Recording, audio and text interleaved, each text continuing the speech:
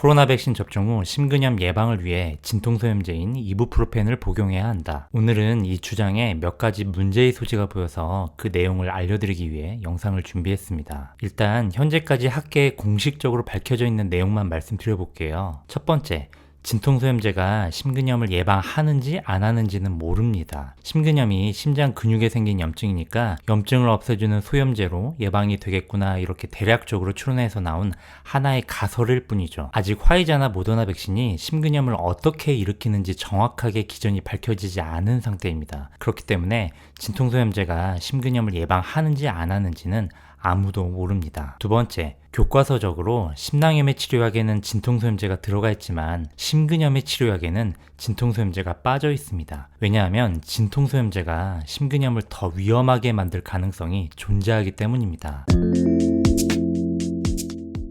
오늘의 영상은 지난 61번 영상을 보시고 온다면 이해가 훨씬 잘 되실 거예요. 많은 분들이 심근염은 염증이니까 염증을 없애주는 진통소염제가 치료로 되겠구나 이렇게 생각하시는데요. 의사인 저 역시도 심장내과 의사가 되기 전까지는 그렇게 단순히 생각했습니다. 그런데 심장은 그렇게 단순한 기관이 아닙니다. 심근염에 진통소염제가 효과가 있는지에 대한 사람을 대상으로 한 연구 데이터가 사실 많지는 않아요. 왜냐하면 상당수의 동물 실험에서 심근염이 있을 때 진통소염제를 투여했더니 오히려 사망률이 증가하는 예상 밖의 결과를 보였기 때문이죠. 그래서 대부분의 심근염 관련 연구들은 진통소염제가 아닌 스테로이드나 면역 억제제, 면역 조절제가 투여된 연구들이 대부분입니다. 그렇다면 사람에게 심근염이 생겼을 때에도 진통소염제가 해가 될 가능성이 존재하잖아요. 결국 모든 진료 가이드라인에서 심근염의 치료약물에 진통소염제가 빠지게 됐습니다. 유럽 심장학회와 미국 심장학회, 그리고 국내 질병청 진료 가이드라인에서도 심낭염의 치료에만 이부프로펜 같은 진통소염제가 들어가 있고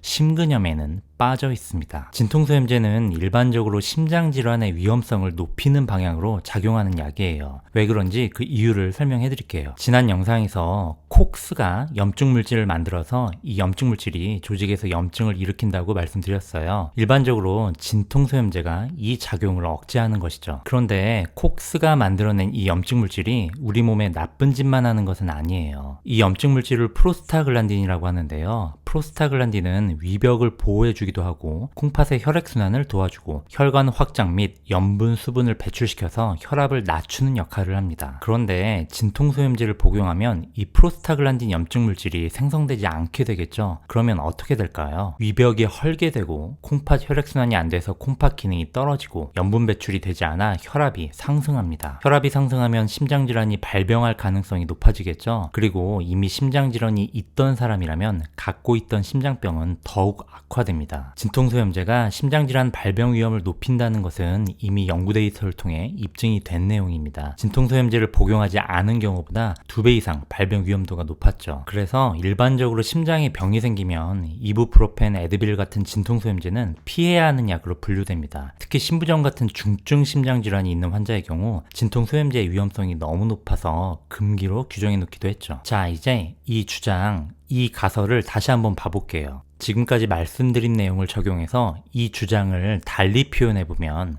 심장병을 예방하기 위해 심장에 해가 되는 약을 복용해야 한다. 이렇게 말할 수 있습니다. 뭔가 이상하죠?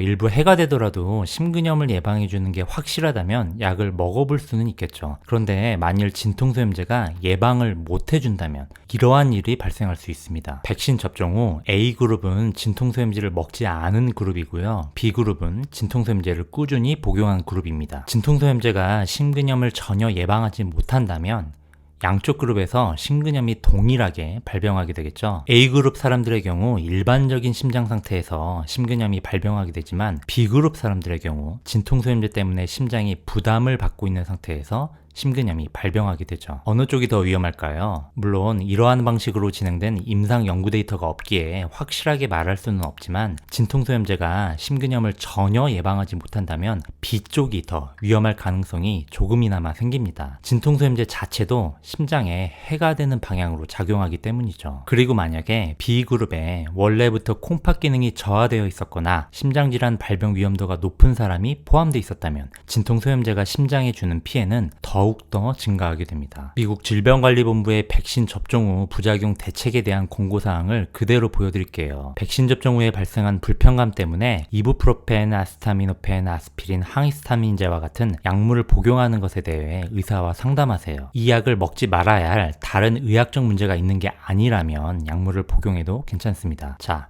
처방 없이도 쉽게 구할 수 있는 약들인데 왜 먹는 것에 대해 의사와 상담하라고 했을까요? 진통소염제가 심근염을 예방할 가능성과 심장질환을 악화시킬 가능성과 항체를 감소시킬 가능성과 여러분이 현재 갖고 있는 의학적 문제들을 더 나쁘게 만들 가능성을 모두 비교 판단해서 보다 안전한 쪽으로 결정을 내릴 수 있게 전문가인 의사에게 맡기라는 뜻입니다. 그렇다면 저는 절대로 이 주장을 여러분에게 적용시킬 수가 없습니다. 일단 이 가능성은 입증이 전혀 안 된 상태이고 여러분을 직접 진찰한 것이 아니기에 여러분의 개별적인 상태를 모르기 때문이죠. 여러분의 상태를 모른다면 어떠한 가능성이 더 올라갈지 절대 판단할 수가 없습니다. 그렇기 때문에 그나마 안전하다고 알려진 타이레놀을 권장하는 것과 흉부 불편감이 있다면 병원에 가서 진료를 통해 심근염이 생겼는지 여부를 빨리 확인해 보는 것이 현재로서 모두에게 적용시킬 수 있는 가장 합리적인 공고사항이라고 할 수 있습니다. 심근염이 맞다면 심근염에 맞는 적합한 치료를 받으셔야 합니다.